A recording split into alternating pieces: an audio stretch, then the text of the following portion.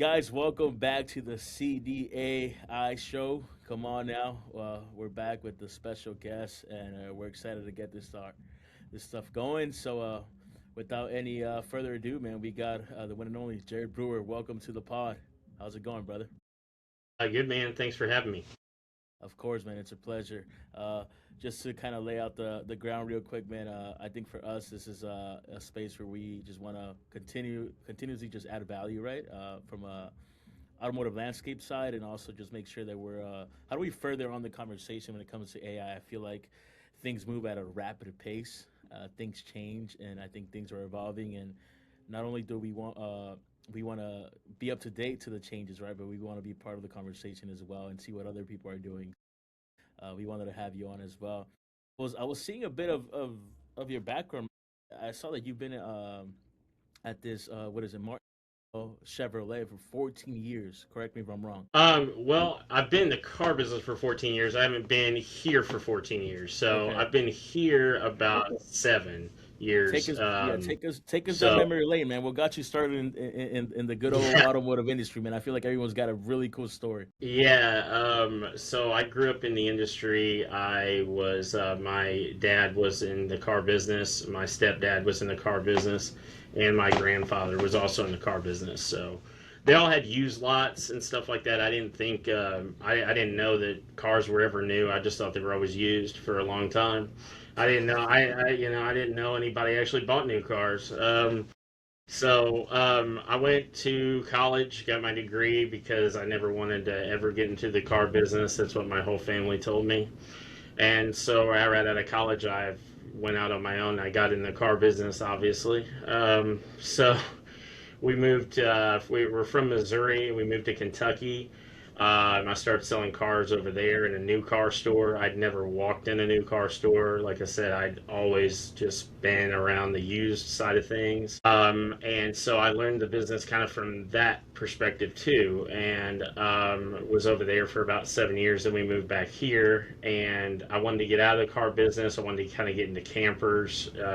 I had couple people I'd sold cars to tell me all about campers, and I Nice. ended up seeing one of my old friends that from here, and he told me that he was running his parents' dealership and it was about to close, and if I wanted to come in and hang out and sell cars while it closed. And I was like, yeah, sure, we can hang out and see what that's about. And so I got here and I was like, man, I think we can keep this place open. And if we work hard and just, I think it's got a lot of potential. And so that's what we started doing. And we finished the process of buying it from his father. Me and him did about a year ago. So. And yeah, when I Okay. first got here, there were 6 cars on the lot, and 4 of the 6 had been here for 2 years. So yeah, that was the situation I went into. So you were you That's were you amazing. were out there rescuing Amazing story. a sinking ship, man. That's awesome. Yeah, that's incredible, man. Yeah. Wow. And so what currently do you said you've been owning it for well, over the past year, over 6 months. But what exactly do you oversee then? Do you oversee the entire operation? How big is the team? What exactly are you guys running? So I oversee everything. We've got about 20 employees now. We're selling somewhere between 50 to 60 cars a month now. We've got 4 salespeople. I've got an F&I manager now. And we've got full service department and full body shop as well. So we've got about 4 people in our body shop, and we've got about 5 service bays, 6 if you count our internal service Wow. bay. So yeah, we're growing, Is and there we're going to anything continue. specific? I love that. Is there anything specific that I mean, even you coming from a used car lot, I'm pretty sure you have some skin in the game. Whether you want to, I think some things are caught and taught, but when you're in the space for a long time, you catch a lot of things. But even coming from a used car lot to a new car lot and having to build from the ground up, what are some unique things that you have needed to do? Right, that's one, and then have wanted to do. That's probably evolved to this. I guess I would call it success, man. Because if a dealership had 6 cars in a lot, and you're telling me where you guys are at right now, what are some of those key things? Because maybe there's someone out there that's maybe in that same place right now, and Yeah. then maybe that you can probably add value to them as well. So in the car business, it's something I hear a lot of GMs and different owners say is that I can't afford my service department when they're reconning cars. And that to me is a really wild statement, because I think that means you have an internal problem there that you need to solve. Um, I, I don't know how you can't. I mean, I've seen some dealers actually use other service departments because they say they can afford that service department, but they Mm. can't afford their own. And I think that's that goes into flat rate it being a possible problem on internal vehicles. Because I can see some of my flat rate techs, my top techs, they're right. I can't afford them, but I can afford an internal technician that I went out and got, and maybe I'm paying him hourly instead of flat rate. So that's what I went out and did. I got an internal technician who can fix our internal vehicles, and that's all he does. So I started buying cars. We have a full dealership here, body shop, service department. Started buying cars, especially during COVID, that had problems because prices went through the Mm. roof. So let's buy a car that's got problems, fix it, and then sell it. Buy a car that's been damaged, fix it, sell it. Everybody in the dealership touches it. Everything's a profit center from it. And that was our biggest thing that I did that has been the most successful because we're able to get cars lower price than everybody else, problem cars that people don't want to mess with. Hmm. And so, I mean, you've got to just be willing to take on a headache that nobody else wants to take on. And if you can take on a headache that nobody else wants to take on, I think you can be successful. But if you just want to do bare minimum that's going to get by, I mean, that's what you're going to get. So, but yeah, there's a problem in dealerships where you say I can't afford my own service department. That's crazy to me. I don't understand that. Yeah, Especially service being like the biggest generator for a car dealer. If you're giving up that early, I mean, you're pretty much giving up on a whole lot Yeah, of things, you know. and you see a lot of big dealers. Then they'll wholesale a car, and I'll buy it from them. I'll go, okay. If you don't want it, I'll take it. And there was one dealer who's just down the road. He said he couldn't afford his body shop on this Subaru. I took it. We fixed it. We made $5,000 when we retailed it, on top of what we made in the body shop. So I didn't know what he was talking about. So So tell us more about like it looks like in your profile like you're leveraging AI. Obviously, AI is a big yeah, huge. conversation in today's world and in our industry, but it Mhm. seems like you've kind of leaned into that out the gates, you know, with you guys being, a smaller rural dealership. I can see just us being in the space, Mhm. how that could, you can really gain an advantage point if you kind of lean into it, right? That's what a lot of dealers even now to this point are having a hard time just being comfortable with is just leaning into AI. Can you kind of tell us a little bit about that journey? Yeah, well, I mean, I didn't have a lot of staff when we first started. It was just like three of us, so I had to lean into it because I needed somebody to do some of the work and answer some of the leads and stuff like that. Because we started out with, like I said, 6 cars on the lot and stuff like that, but I knew we could get more cars and I knew we could get more leads. But before you have all that stuff, you got to have the people in place ready to handle them. So we didn't have that. So I had to find and lean into AI really early on, especially on lead answering and lead response time, grading the leads, figuring out which ones are worth calling back versus not, because I didn't have time to sit there and call them all back, but we had to call them all back. So we had to lean into it to help with some of our staffing issues. That wasn't replacing salespeople, but more so finding, sifting through the hay to find that needle. We used a lot of AI tools that graded the leads and stuff like that, and which ones we needed to touch and call back. Lead response time, that kind of went out the window because it was immediate with AI. It was more so now lead conversation time. How long does it take before we can have a conversation with that lead, versus how long does it take before that lead is touched or responded to. So I mean, it didn't remove that. I wouldn't say remove that lead response time conversation, but changed it, to lead conversation response time versus lead just response time, which was such a big thing for so many years with all the OEMs and everything. They wanted you to, somebody's got to have a phone call on that lead in the first 15 minutes. Well, now it's happening instant. Okay. Well, how are we having a conversation with that lead? How fast is that happening? Are they worth having a conversation about, or were they just scrolling late at night and everything like that? So AI did a really good job with helping us figure that part out. I tried really early on some of the AI phone answering stuff really early on. That was terrible. But they've really cleaned that up a lot. And I was friends with actually one of the people who made a national story. He leaned into it too it was really early on. Now they've corrected this. Somebody had convinced an AI, it was a chatbot AI, to sell them a Tahoe for 1 cent or something like that, because they somehow figured out a way to talk to the longer they spoke with the AI, the more and more they got the safeguards in place to kind of relax. All that stuff's been taken care of, and that's why dealers are so, though, long-term, short-term memory of, yeah, we tried that once, it didn't work, so we're never going to go back to it again. Yep. And that's what dealers cannot do with AI, because it's very easy to say, oh, they tried to sell a Tahoe for 1 cent. We're never doing that again. That was last week. And this week, that's probably been fixed, so don't worry about it. You need to lean into it again this week.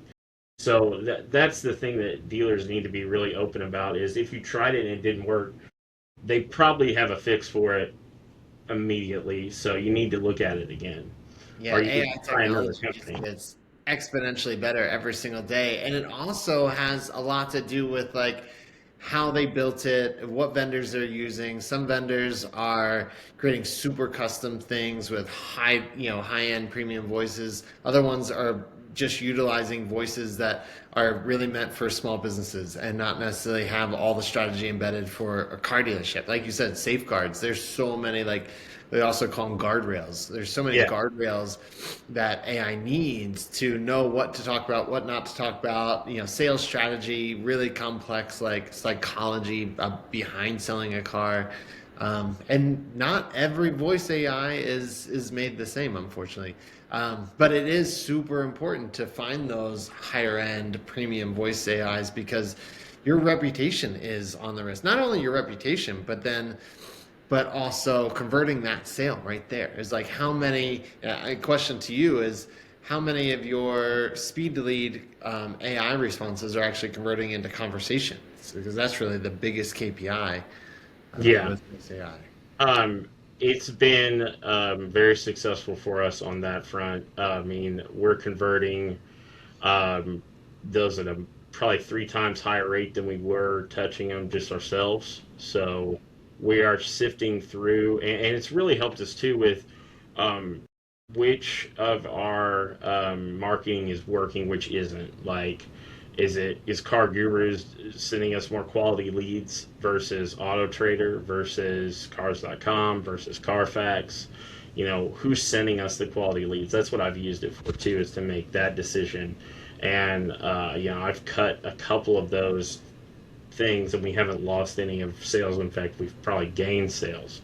So I mean, it's really helped us on that point of it, not just closing the sales, but figuring out which one of our marketing is working. Because an old saying in marketing for car dealerships is, half of your marketing is working, half isn't. You just never will know which half is working, which half isn't.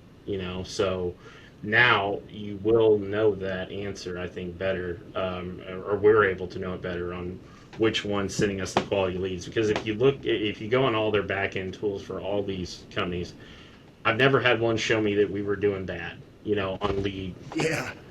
They're all, you're killing it in your area, you're doing great. On all their stuff they show you, you're doing excellent. They And pick KPIs that are good, like, hey, we got more VDP views this month. So even though your leads are down, these people are coming into your dealership. So, yeah, you make sure that like yeah, that they came in through Auto Trader. We yeah. all know I, Salesforce. I used to have monthly meetings with all those people, and I just kind of stopped because I'm like, I've never had one where they're like, hey, you need to like. I've never had a bad conversation with one, and I would like to have a bad conversation because Yeah. we have bad months. It's no secret. No, there's no any dealer that says they didn't have a bad month is lying to themselves. So it's okay to have a bad month. Just let's talk about it and let's figure out what's going on. But like you said, it's they pick certain KPI markers that they want to talk to you about and that you're number one with because it'll confuse you as a dealer too if you get down that rabbit hole of believing everything that they say because you'll look at your numbers and be like, man, what am I doing wrong? Because they're telling me I'm killing it and Yeah. the money's It's not really interesting. there. You said, oh, sorry, go ahead. No, I mean the money's not there, and numbers don't lie, but KPIs can mislead. Yeah. So it's really interesting. You said now I can tell what's working better. And I'm curious to dive into that a little bit more, but one thing that came to mind was in science and data analytics, you need a control factor. And Hmm. that control factor is, let's just say you're getting in all these leads. You already mentioned that you have a low staff dealership in a rural area. Now, if you have 5 people or even a big dealership who has 40 people, how do you know that that lead got to somebody who's actually good at converting? Because then you have to figure out what's the conversion rate of a salesperson versus that lead. And then when those two come together, you really don't know what the real issue is. Everything's all going to kind of average out if you add in response time, what sales rep did it go to, did it come in on a Saturday versus a Tuesday. But when you know that that AI is responding within a couple minutes, having the basically the same type of conversation every single time because it's a system, Hmm. and then handing off the same way. It doesn't matter if it's Tuesday or Saturday. If there's 100 people in your showroom or no people in your showroom, that lead is going to be handled the same exact way every single time. Yeah, um, that is the good thing, with the AI. Like you said, the AI doesn't have a bad morning, so he's not. It's not going to be emotionally distraught that day and not handle the lead right. So I do track on like which salesperson gets which one's closing more, and things like that. We have had to. Um, I've done a lead shuffle before. The leads that aren't closing with this guy, we just shift the leads from one salesperson to another. We've done that with leads that aren't closing before. We've determined which salesperson is going to make the calls, which salesperson isn't. We are using AI on our phones now. We actually just deployed this new AI tool that actually does voice recognition, knows whether because I had a thing where they weren't introducing themselves and stuff like that on the phone. So we didn't know, the AI didn't know how to grade that call because they didn't know who was exactly taking that call. Well, now we've got an AI tool that they do voice recognition. So even if you don't introduce yourself, I'm gonna know it was you who was taking that call, and it will flag too if the call time isn't over a certain amount marker. Um, there's certain words and stuff like that that you'd want every single call to have, like thank you for calling and would you like to, was an appointment asked, was an appointment time set? It can pick out and do things like that, and will flag certain people not doing it, and it will then alert them, hey, this wasn't done on this call. And we actually just had a meeting this morning. There's 2 people. I said, you're about to have your phones taken away. I said, I can't have you on the phone if you're not going to handle the leads properly. So it's not, our AI isn't replacing the salespeople, but it's highlighting the lazy ones. It's highlighting the ones that aren't doing their job, and it's holding them to an accountability standard that used to you had to maybe wait and sift through, listen to phone calls, listen to hours and hours of phone calls. I've listened to hours and hours before phone calls, and it just making it more efficient and faster, so we can identify these problems quicker and address them almost in real time. So Yeah, it's incredible. You're talking about like flagging, and so we build some voice AI as well, and we have a lot of routes that determine what calls probably went poorly, what calls didn't. It's brings up a topic that I've been diving a lot into of like the difference between AI and AGI. So artificial general intelligence, it doesn't exist yet, but what actually creates that?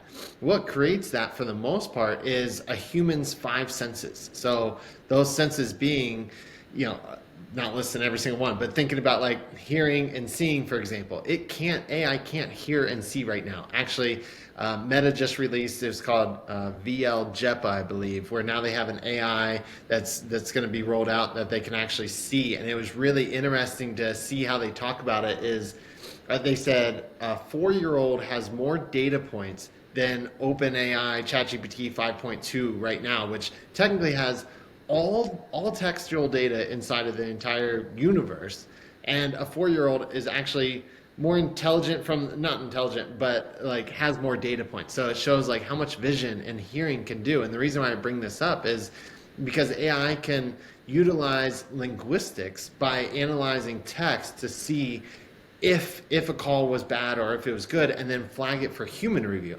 But it still needs that human review. And a human can't naturally listen to every single phone call. But if you can say, hey, just give me the 10% worst phone calls, then put a human on it, then figure out how to train that out of it. But AI still doesn't have a human ear yet. It'll come, I believe. But Yeah. It's good. Yeah, I was using and I still use it every day. I was using an AI that was listening to everything I do and everything I did throughout a day, and then I was using it like a summary every night. And I was trying to build something over time to see if I was playing favoritism in any kind of way to anybody here. And we were also using it. I was working with these kids from this college. They were trying to build a deception AI to figure out with voice if someone was lying, telling the truth. Never got anywhere of any kind of certainty with it. They're still working on it and stuff, but I've used it to hold myself accountable and things like that. But yeah, there's a lot of nuances that the AI, it's got a long way to go on some things. It's amazing what it can do, and then there's some what you would maybe think simple things that it still can't do. But I think dealers need to be all in on this. It's not like coming; it's here. You got to be open about it, and you got to get on it, or you're going to get ran over by somebody who can do stuff 1,000 times faster than you'll ever be able to do. I love the idea of having it actually listen to in-person conversations, whether it's like a lapel or if it's sitting on your desk where you're desking deals and trying to figure out, going back and forth, and then just having it recap a little bit afterwards and say, hey, this is what I would have done a little bit differently. And just listen to that feedback, being open to that feedback. It's wild how much AI can really be utilized in our lives. It's not just text or voice AI. It's, the possibilities are endless. Right now, I don't know if you've seen, but they just launched this thing called Claudebot. Have you seen that? Claudebot, people are actually getting dedicated computers because Claudebot is so strong and takes so much processing power, but it can do everything that you want. So imagine like what you do in ChatGPT, then you go over to another platform and do this, and go over here and do this, and then create an image over here and pull a video over here and get voices over here. It just does, it's the first thing that is really doing it all. And what it can't do, it actually uses a computer to then log in and pull API keys from any platform out there in existence. And then if it's not like you have to program it to do anything, but it just continues to boggle your mind of like, okay, well, we have to adopt the simple things now because your mindset's going to be changing, which I also think about like the new generation coming up. They're going to be thinking completely different. I was just talking to somebody who just got through a computer science program or his bachelor's in computer science, and he says, I don't code. He says, all I do is I use AI, and I have a good understanding of what it's doing. And he's actually one of our employees. And I was like, that's mind-blowing. Like, and that's a whole different mindset that like us old folks are going to have to take a little bit of time to adopt that. Yeah, Speaking I about wanted to. that, I think I heard that you've created some custom AI tools for your dealership. Is that right? Yeah, we did a predictive AI. I kept finding that we were busy on like we go get really busy, then we get really slow. It seemed to be always be happening every so many days. So I thought if we could plug into all this data that we do have, because our DMS I'm currently using has data from the year 1999 to current. So it has a ton of data in there. And I'm like, we can utilize all this data Oh yeah. to build out what's happening or what's going to happen possibly. And we did some predictive sales dates, and it was pretty close within 1 or 2 days of us figuring out when certain things were going to sell, when we were going to be busy, or when we were going to sell 3 or 4. It did honestly really well with a zip code configuration of which zip codes we're going to buy from us in a month. So it actually hit. There was 2 months it was 100% correct on that you were going to sell this many to this zip code, this many to this zip code. There were a couple months that it was like I don't know where it got what it was coming up with, but we had to we had to try to kind of back end to figure that out. But yeah, there were 2 months where it figured out before those months happened which zip codes were going to come from that months and things like that. And That's yeah, we wonderful. made our own chat bot there for a while that we were using. I ended up, there was a company that had one as part of a program we were using, so we ended up using that one better. But yeah, I mean, I don't know anything about coding, but I used AI to teach me enough to build these platforms. So I mean, that's kind of what same thing. I mean, I can't code. I mean, that was just crazy to me. But I was like, oh, okay, it can teach me how and basically build the code for me, and I just got to plug it in. Yeah, Easy. yeah. I've been thinking it's like when is the death to SaaS platforms? All of these subscription technologies are great right now, and I don't think they'll ever just go away. But literally, AI is getting to a point, and these AI builders are getting to a point where, like you and I, that don't know a lick of code, can just say, "Hey, here's my idea. Plan it out for me. Once I like that plan, go do it." And then they're launching database structures and UI and backend systems and API connections and then just speaking back to you in simple language. So, I'd encourage everybody to just start thinking about like what solutions could you use software for. Historically, we've always said, "Oh, I could build a software for that," but that's going to take months, and it's going to cost $10,000 to $100,000 to build it. It's like, Yeah. no, very soon, if not already now, really, you could build it for maybe 1,000, $2,000 if you even brought in somebody. You could do it for Mhm. free if you wanted to do it yourself. Yeah. Um, and what's something else? We did the buy here. We do a few buy here, pay here cars, and we built our buy here, pay here platform with AI. Like we developed a scoring system. So like if you type in the credit app into it, all the stuff we have, if they're within that score, then we can give them a loan. If not, we can't. So we did develop that tool as well that we're using actively. So it's not like it's AI logic behind it, but you actually just built it with AI. You just kind of Yeah, simple processing. we built a credit app program and Python, I believe, and it just tells you just gives the salespeople a score, and they just type in all these certain KPIs or APIs that we came up with as what was most important. Because with buy here, pay here, um, it's the store's money. They're a little bit, more. So you're a little bit more stricter to a certain extent, and you want to know a little bit more about every one of those deals, especially starting out.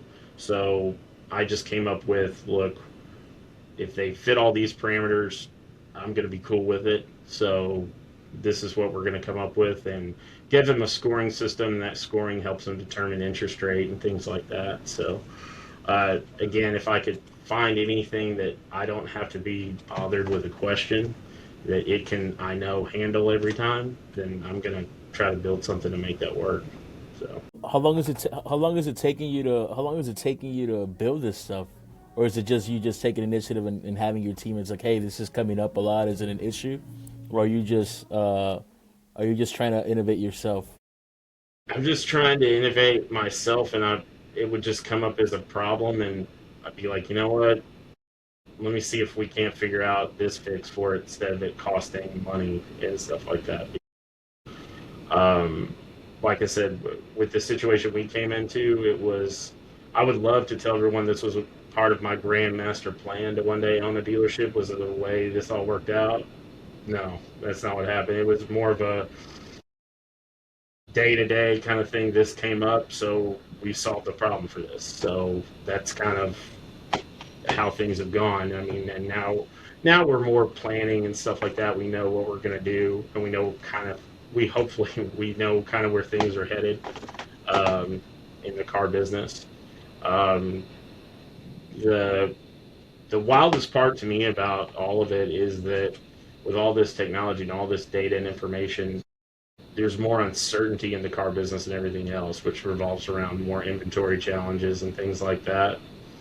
Um, which I always find interesting because we have more information and data than we've ever had, but we can't seem to tell you 6 months from now what a car is going to be worth, which is something we used to probably do, you know? So, I can promise you one thing about all the cars I've always owned. They're always worth less than what I owe on them. I know that for a fact. I just can't get out of this rut. yeah. So Jared, you're leveraging a lot of AI, like, you know, and you've mentioned like AI is not replacing humans, and we don't believe that either. Like, Yeah. we believe like you actually need to have your humans like managing all this. So how do you handle like the responsibilities that come with the AI and what it's generating? Because it almost takes like a dedicated human to make sure it's following all of this technology that and all of this, you know, everything that you have implemented. How do you manage that aspect? Is that solely your job, or do you have buy-in from like your teammates as well? Um, so I was something I've had to learn is how to dedicate and delegate rather, and delegating has been more of one of our tougher things that we've had to do on what I do need to delegate, what I don't, and who needs to do what. So I kind of making sure all the parameters, everything in place. If there's any issues with any of it, they bring it to my attention right away so we can solve it. Um, but yeah, have we had some stuff have errors before for a couple of days before we solved it? Yeah, we have. I'll say the biggest issue that I had recently we had to solve was we had analog phone system, still very old phone system. So we went to the VoIP phones, and um, I thought that was a huge mistake at first. How that was going, that was really rough transferring of that. But once we got that settled and kind of figured out, that was pretty smooth, and that helped us deploy a lot of the AI tools over the phone that we could start using. Was having the VoIP phones. So I mean, it kind of falls to me, but everybody's responsible for their customers and their leads when they're given to them. And if there's any issues or any kind of weird thing happening, or I'm all about to see something, say something. So if you see anything that looks odd, the last thing I want to hear is when I find it, somebody goes back and says, "Well, I saw that. And I was going to say something, but." So, well, if you saw it and didn't say anything then, you should shut up now. So that's my Don't philosophy with snitch that. on yourself. Yeah, yeah. So if you see something, say something when it matters. So everybody, we don't have like a dedicated IT person that would kind of fall to me. With us being a small dealership, I wear many, many hats. Like I just got an F&I person. I was doing all the F&I before that. So and all the buying and all the other stuff. That's how we handle it anyway. What's the extent? Because you mentioned you just got the phones fixed. and then now you've brought AI into the phones. Like, what's the extent, or what's that look like? Like, what is the AI doing for you? Uh, From that point? Recording the calls, going through the call recording, making sure people are you know handling the phones correctly, handling the sales leads on the phones, um, and the service leads on the phones. The service department is, I think, it's almost more important on the phones than it is for the sales side, For sure. especially in getting that job, and getting the customer in the door. AI on the phones, I thought, was going to reveal a lot of issues with the sales team, and I mean it did, but it revealed a lot more issues in the service department. Yeah.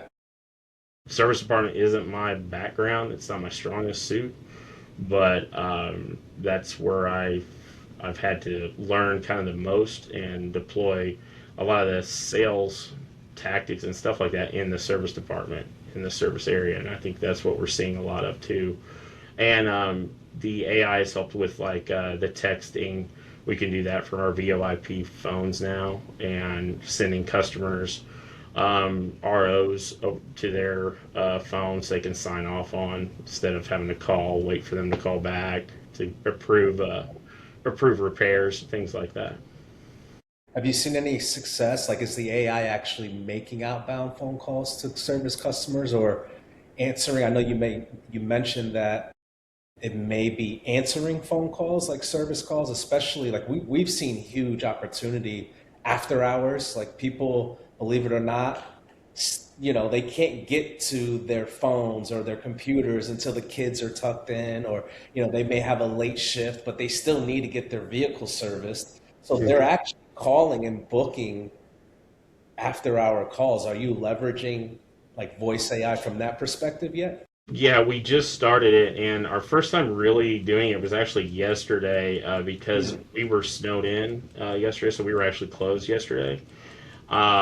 So it was my first time deploying like the AI, like if we were to say, "Hey, sorry, we're closed today. Did you have an appointment today? You can reschedule it, or you can schedule another appointment if you're needing something. When was your preferred date and everything?" Our current DMS isn't able to be linked to that AI, so these are appointment requests. They're not actually going in there and making. It's not actually scheduling an appointment. So then we have to call them back and make sure that that appointment is going to work.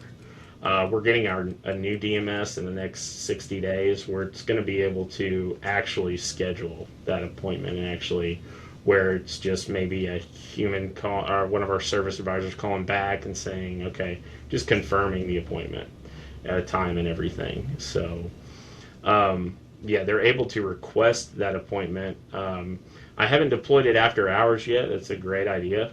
We probably will now, but I really wanted it for something for when, if we were closed due to weather or anything like that.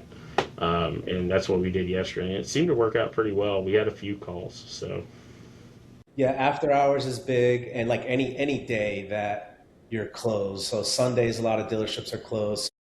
I mean, it works as after hours versus day that you're closed. It still works the same. Just capturing that message, making sure the dealership actually sees that message. We've seen is very important. Yeah, we have a dashboard, but like dealers have 20 different dashboards. So how do you make sure you make the experience as easy as possible? And a simple email that says, "Hey, these are your after hour calls that you got at 7:30 every single morning when you walk into the dealership."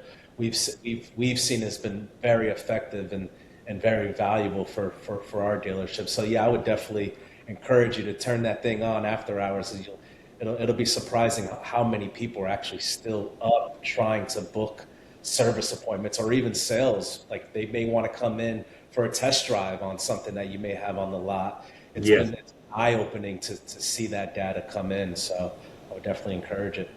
100%. Yeah. One thing that I thought was really interesting is you said, "Hey, I thought it was going to reveal a lot of issues in sales, but then come to find out it was more of like problems that we're having in service." We built a voice AI service advisor that we deployed for a client, and on the first day, it received 60 inbound phone calls. Now, keep in mind, this isn't 60 phone calls just in total to the dealership. These are only calls that would have been missed otherwise. So all we're doing is replacing the voicemail. Wow. And then, so day one, it received 60 phone calls, set a ton of appointments. That was super successful. Day two, it only received 5 phone calls. So we called the general manager and say, hey, is there something wrong? Did you turn off the agent? And he was like, well, no, my service advisors missed 60 leads yesterday. And then they found out that now we have a backup where the AI will take the leads and then they'll book them instead of them just lollygagging around the dealership, missing phone calls, waiting for the voicemails, calling people back. Probably lost that deal anyways after you have to call somebody back. Oh, yeah. And we're like, oh, okay, so is the problem solved? Should we turn it off? He was like, no, I need that. Like, it's almost like he needs the AI backup just to motivate his people. And I was like, that's kind of wild. I never even thought that could be something. So it's like, hey, the AI is going to take the lead. It's basically going to round robin to an AI. They'll get the commission for it if you don't want the commission for it. Oh, yeah. I mean, it's definitely an accountability tool, and that's what Yeah. we use it as. It's definitely holds everybody accountable and everything like that. And, like I said, I've used it to hold myself accountable. Everybody needs to be held accountable for it. And so I think it's a great tool for that, all of it. It's just mind-boggling to me because this is how your pay structure, like this is how you get paid. And because we turned on AI, you missed 70 calls. But just because we turned it on now, you're not missing any calls. But that's how you were getting paid to begin with. So it was just mind-boggling the human psychology. And I think a lot of it just has to do with, well, I don't know if it has to do with it because the problem was solved, but I just think humans in general just have a certain capacity limit, and it doesn't matter how many humans you have on board. There is a limit, and you actually get to see that limit. But then when you have a tool that holds you accountable, then you start to see that the capacity limit could be stretched a little bit more. In that case that you just made, John. So it's just mind-boggling to me how you can let 70 calls just be potentially missed, 70 opportunities. But now that we have AI on, you're barely missing any calls. So it's kind of weird to see the psychology of a human and how all that works. But Yeah, Yeah. you just posted on LinkedIn, I think maybe today, it was a quote where you said, humans are effort, AI is execution. And I was like, that's so true. Like, effort can only go so far with human capacity. So let's now start to shift our mindset, not to replace humans again, like we mentioned earlier, but where can they best be utilized? And that is in-person interactions right now are going to be key, or live transfers to when the AI just can't answer something, or whatever, like funnel it into the humans instead of let the humans get it. I think you even mentioned something earlier, Jared, about it sounded like didn't ask this clarifying question earlier, but it sounded like you were screening phone calls, almost like some leads just weren't really that great in the first place, and so you're Hmm. actually happy that you're not answering those, having that first touch, because it's screening out the junk or the tire kickers or the people that wouldn't have actually purchased anyways. Yeah, correct. It's basically it's scoring the lead as into, does it need to have a human touch? Um, is it worthwhile? Is it, and how it goes through about that is it looks at time spent on site or anything like that, what versus what the benchmark is, VDP views, bounce rate, all that stuff. Did this person just go on and click? I believe it can also check to see if it's a valid email address or phone number before it passes it off, instead of you having to type it all in and stuff like that, or take time to send an email or call and then you get the busy signal. It just kind of sifts through all that a little bit, and so it's just a lot cleaner, and you're calling a lead that is at least legitimate phone number, legitimate email. So you've got a much higher rate of closing that, obviously, and so it saves you money, saves you time for your salespeople, or for your BDC or whoever is going to be calling that lead. So it's definitely worthwhile on the lead scoring part of it. So that's what we really like it for too. Yeah, and then do you have an outsourced BDC as well? I do, yeah. I have an outsourced BDC. She actually used to be a salesperson here, and she had some family issues, and so she comes by, or she actually gets the leads. We actually have her set up at her home, and she can call, set appointments, and things like that. Just traditional BDC, just works off site. Okay, so it's really just like one remote employee in some Yeah, way. basically. Yeah. Hmm. Okay. That's good. I was gonna say, yeah, outsource to BDC, inbound phone calls, AI. Like, how do you juggle all this? But it really just sounds like it's one person dedicated to to Hmm. taking in these This leads. guy's a machine, man. I was gonna be like, this guy's a machine. He's got Yeah. everything. Yeah. Jared, I real mean, quick, if I it can wanted to help, ask. why not? I was going to ask you, what's one out of all the AI, just because I know you use a ton. What is one feature that you've used that you don't think you can live without now moving forward? That's one part of the question. And second, what would be something that you would like to implement or you would probably need in the future at your spot? Wow. One we can't live without. It's like every single one of them. We can't. Yeah.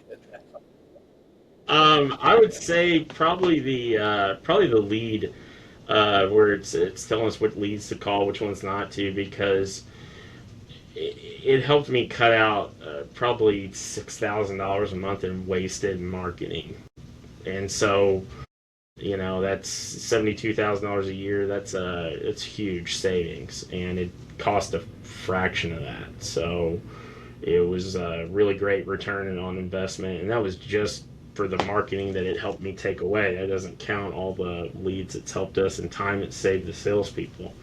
So I would say that is probably the number one most helpful. Um, on the Something I'd like to see is on the probably more accounting side of things. I know there's tons of AI that do accounting, but car dealership accounting is totally different. Accrual accounting, and probably I would love to see a really great AI car dealership accountant that doesn't require you to do most of it, where it just double checks you. Where I would like to see some type of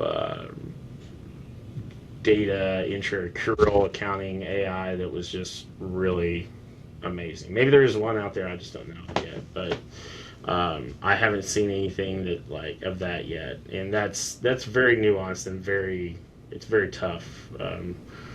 Uh, the accounting side of it, for me, it is anyway. I don't know.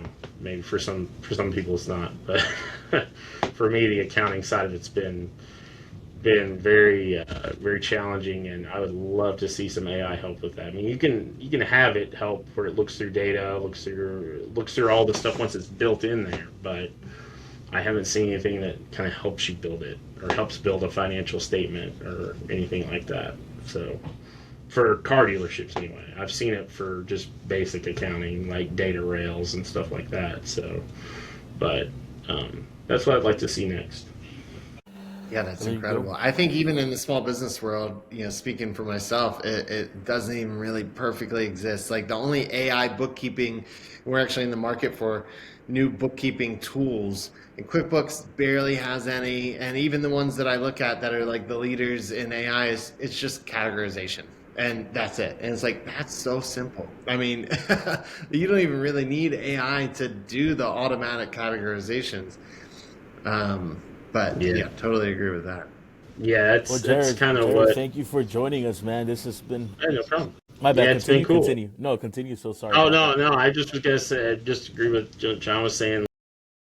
Makes you feel better. I mean, it's like we've said, some of this AI stuff. You'll say, I haven't seen that yet, and somebody says, oh, there's a whole thing on it, and you are like, oh, okay, how'd I miss that? I guess I didn't check last night.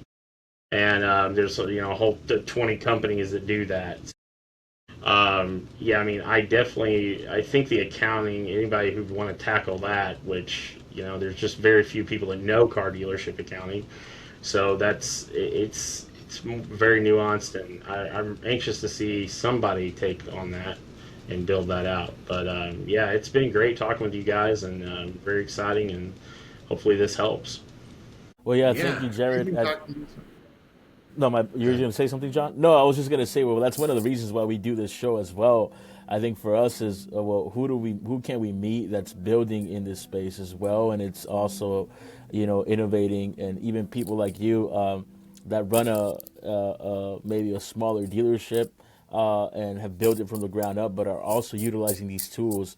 You got to work with what you got, and you got to figure out, hey, where's automotive industry moving towards. So for us, is like that's another reason why we do this as well, giving voice to those tools and platforms and the ways people are using certain systems and processes that we can all help each other out. At the end of the day, we're all trying to sell more cars and trying to figure it out as AI moves. So, but yeah, man, thank you again, Jared, for joining us, man. It's been a pleasure. If you haven't you. yet and you're hearing this podcast, please like and subscribe. And I'll leave the floor, man, to John and Charles and yourself, Jared, if you guys have one last thing to say. Nothing for me, but just thank you for your time on this podcast, Jared. It's few and far in between, if I said that right, that you see a GM especially that's this innovative in AI. So it's really cool to have the opportunity to chat with you and see what you're doing at the ground level there. Thanks for sharing. Thank you, guys. It's been fun. Awesome. Yeah, and I'll just leave it here. It's another case where, look, you're not gonna know until you try, and just know when you try there may be some hurdles that some obstacles you have to overcome, but those are what you got to do that in order to perfect something, right? So Jared is a perfect example of that, how he's been able to be an early adopter to AI. It hasn't been easy, but he's stuck with it, and now he's seeing the fruits of it. And dealers out there that are still just second guessing it, I mean, you have to lean into it in order, or else you get left behind. I mean, that's really what what it boils down to at the end of the day. So thank you, Jared, for joining us. Thank you, Zeke and John. Great conversation, very productive, and I appreciate all of you. We'll catch you guys in the next one. Take care, all right? See y'all. Thank We have